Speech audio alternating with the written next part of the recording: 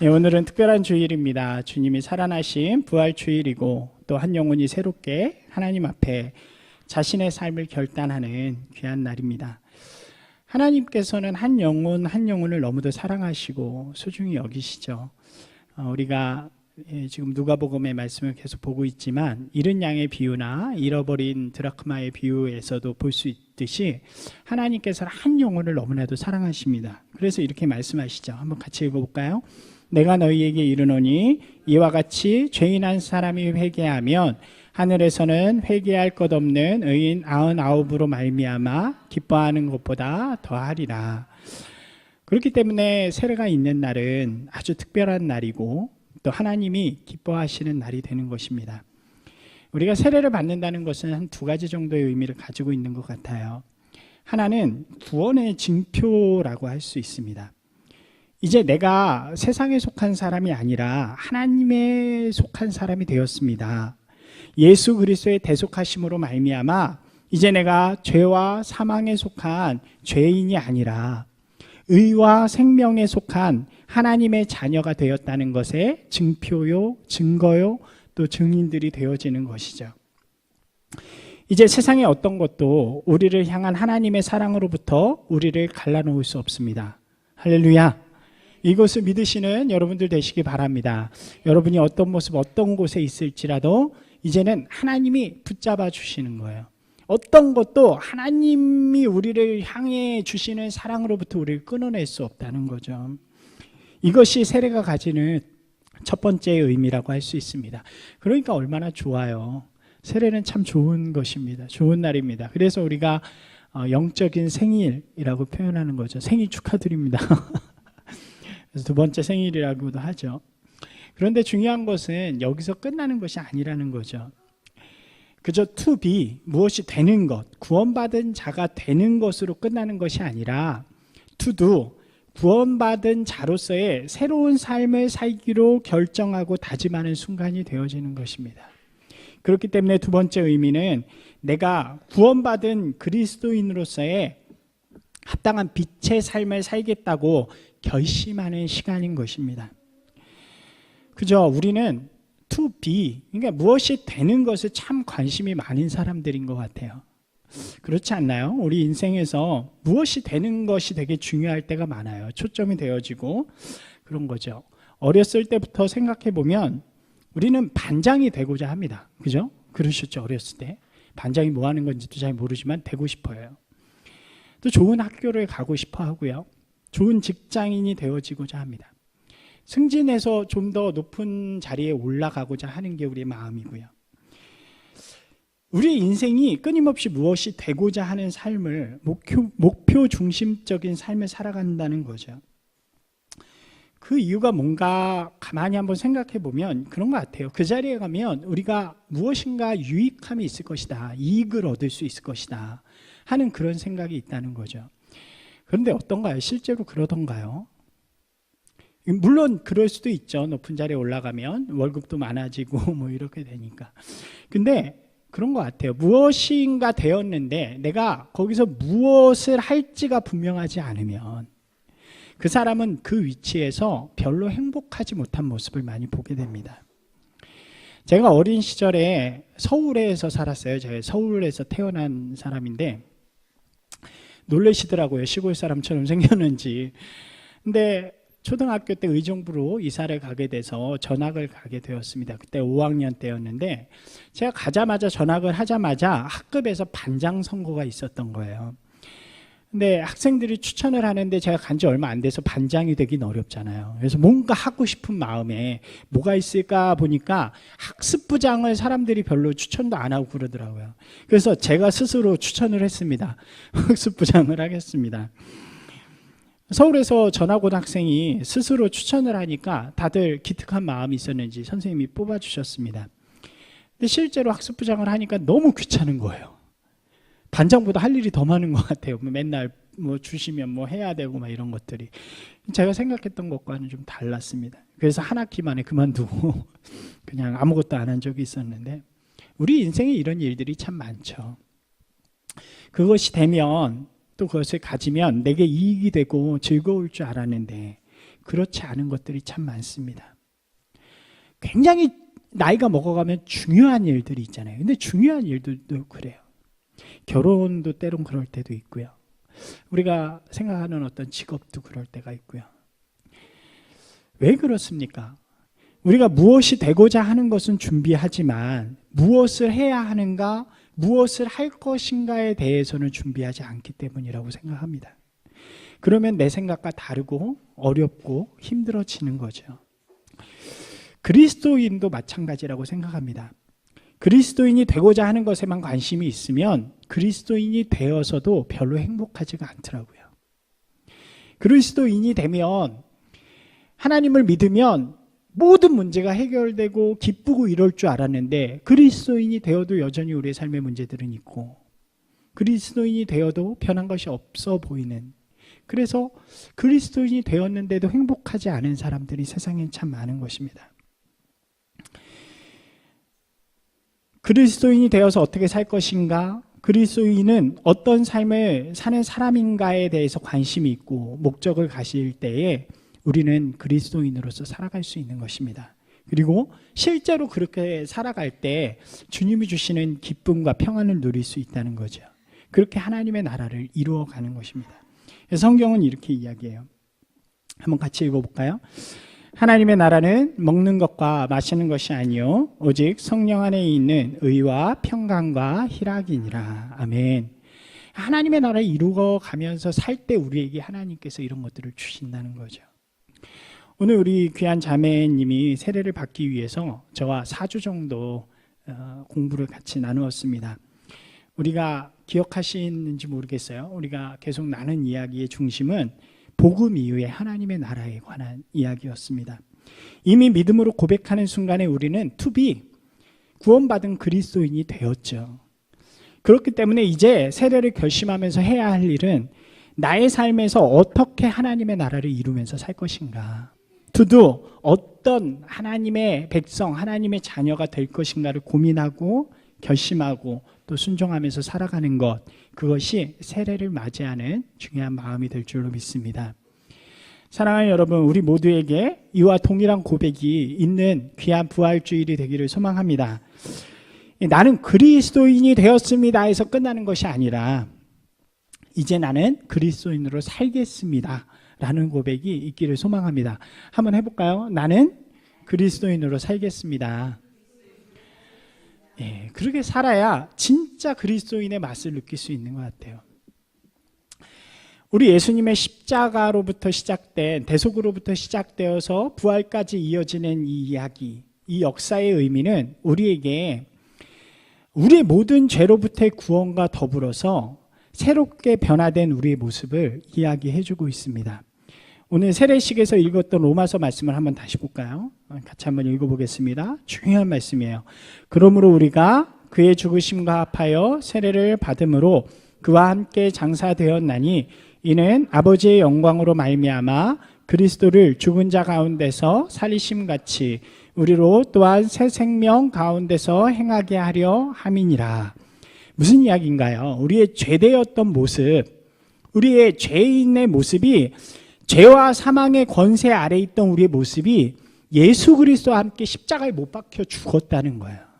갈라디아서에서도 얘기하잖아요. 이제 우리가 예수 그리스도와 함께 십자가에 못 박혔나니, 그 다음에 어떻게 돼요? 이제 예수님이 부활하신 것처럼 우리가 새로운 피조물로 다시 태어나게 되었다는 거예요. 이제는 내가 사는 것이 아니요 내 안에 살아계신 예수 그리스도께서 사시는 것입니다 라고 고백하는 거죠. 이 말을 우리 기독교에서 전문 용어로 뭐라 그러는지 아세요? 혹시? 죽었다가 살아났다, 뭐라 그럴까요? 거듭남이라고 표현하는 거예요. 거듭났다라는 말 자체가 다시 태어나는 거잖아요. 다시 태어나려고 그러면 어떻게 해야 돼요? 죽어야 돼요. 이 십자가와 부활의 의미는 우리에게 우리 자신이 예수님과 함께 죽고 예수님과 함께 새롭게 태어나는 것을 의미하는 것입니다. 그래서 우리가 거듭나게 되어지는 거예요. 그 뒤에 뭐라고 이야기하나요? 같이 읽겠습니다. 6장 6절. 우리가 알거니와 우리의 옛사람이 예수와 함께 십자가에 못 박힌 것은 죄의 몸이 죽어 다시는 우리가 죄의 종로를 타지 아니하려 함이라. 할렐루야. 이제 우리가 거듭난 존재이기 때문에 더 이상 죄 아래 있지 않아도 된다는 거예요. 할렐루야. 무슨 얘기냐면 이제 죄를 안 질 수 있다는 거예요. 죄를 이길 수 있다는 거예요. 이것을 좀 더 적극적으로 표현한 것이 오늘 우리가 읽은 12장 2절 말씀입니다. 한 번 더 읽어볼까요? 시작. 너희는 이 세대를 본받지 말고 오직 마음을 새롭게 함으로 변화를 받아 하나님의 선하시고 기뻐하시고 온전하신 뜻이 무엇인지 분별하도록 하라. 할렐루야. 사랑하는 여러분, 이제 우리가 그리스도인이 되었습니다. 이제 무엇을 하는 그리스도인이 되어야 돼요? 과거에 이 세대를 본받던 우리의 모습, 이게 죄인의 모습이죠.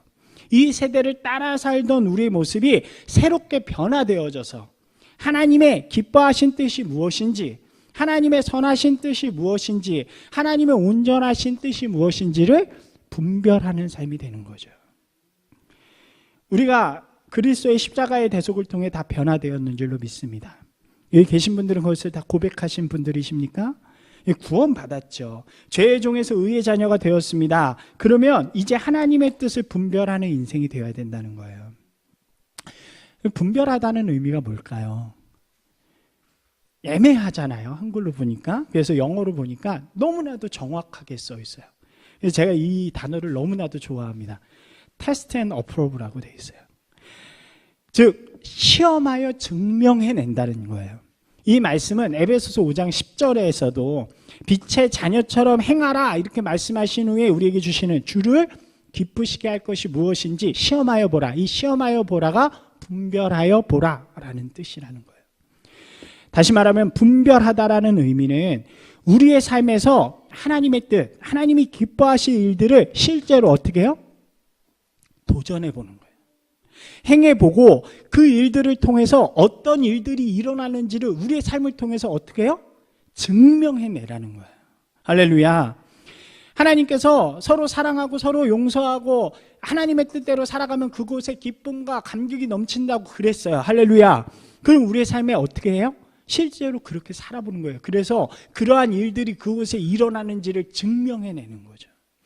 그러면 하나님의 나라가 이루어진다는 것입니다. 단순히 분별하라는 뜻이 이것은 하나님의 뜻인 것 같고 이것은 아닌 것 같아 라고 지식적으로 아는 것이 아니라 우리의 삶을 통해 도전해 보는 거죠.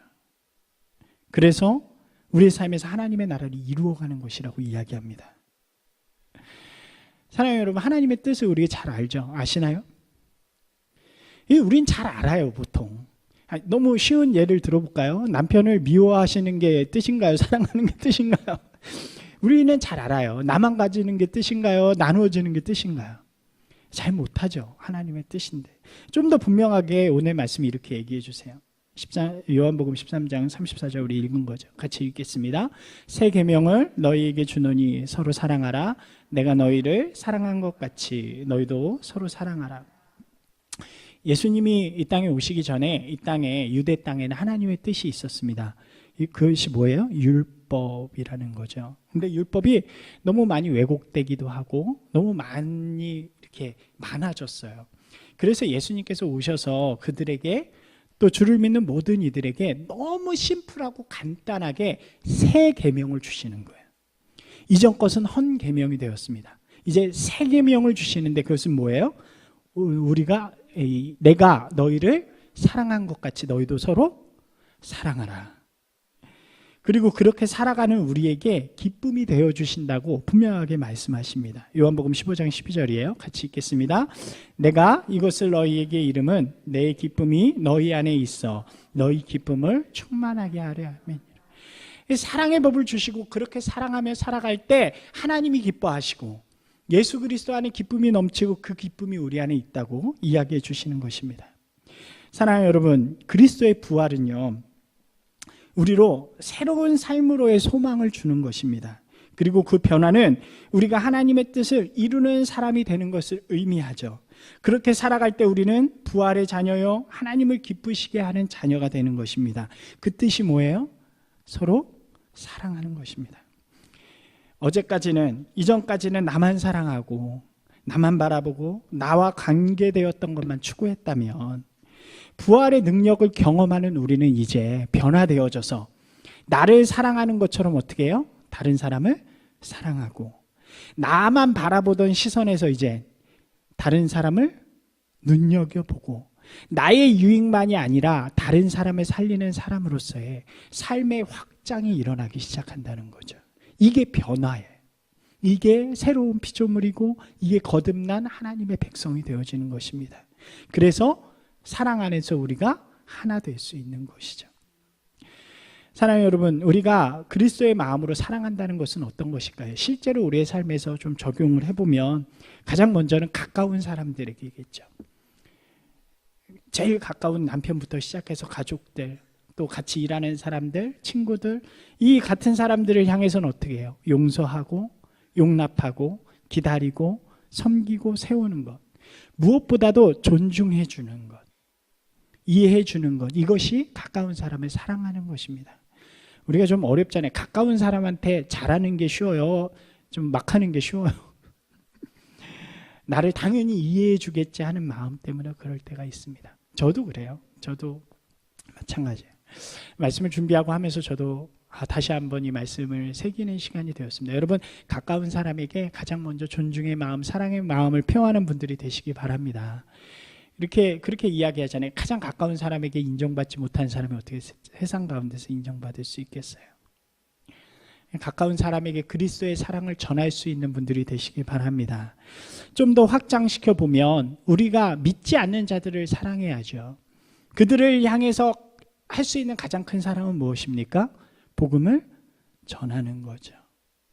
말로 전하건 어떤 것으로 전하든 기도로 전하든, 우리가 멀리 있는 아프리카나 이런 데 있는 사람한테는 말로 못 전하잖아요.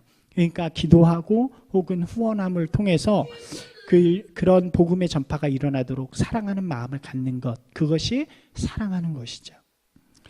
그리고 마지막으로 서로 사랑하는 것은 힘들고 어려운 사람들을 위해서 기도하고 위로하고 또 돕는 일일 것입니다. 특별히 오늘이 좀 되게 중요한 날이죠. 세월호 사건이 있은 지 3주년 되는 날입니다.